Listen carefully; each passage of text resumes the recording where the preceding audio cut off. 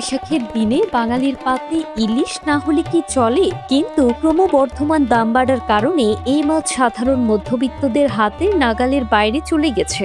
চড়া দাম দিয়ে কিনতে হচ্ছে মাছ, যা এখন খাওয়াও যেন কারো কারো কাছে বিলাসিতা। মঙ্গলবার বেশ কয়েকটি বাজারে গিয়ে দেখা গেছে ইলিশের আকাশচুম্বী দাম, তাও অনেক বাজারে ইলিশ নেই, মিললেও বাড়তি দাম দিয়ে কিনতে হচ্ছে। কারওয়ান বাজারে গিয়ে দেখা গেছে বর্তমানে 1 কেজি ওজনের ইলিশ বিক্রি হচ্ছে 3000 থেকে 3200 টাকা কেজি দরে। মাঝারি আকারের 300 থেকে 600 গ্রামের ইলিশ পাওয়া যাচ্ছে 2000 থেকে 2600 টাকা কেজিতে। আর ছোট আকারের 200 থেকে 250 গ্রামের ইলিশের দামও কম নয়, কেজি বিক্রি হচ্ছে 1400 থেকে 1600 টাকা দরে।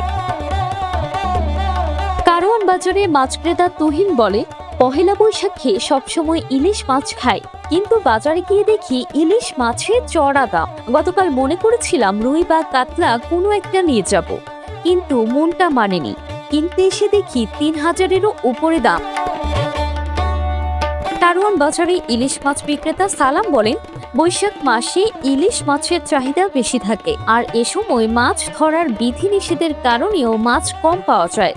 আমাদের আড়ত থেকে ও ঘাট থেকে বেশি দামে কিনতে হয়, তাই দাম বেশি।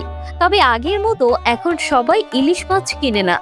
সকাল থেকে মাত্র 8 কেজি মাছ বিক্রি করেছি। News desk, timeline.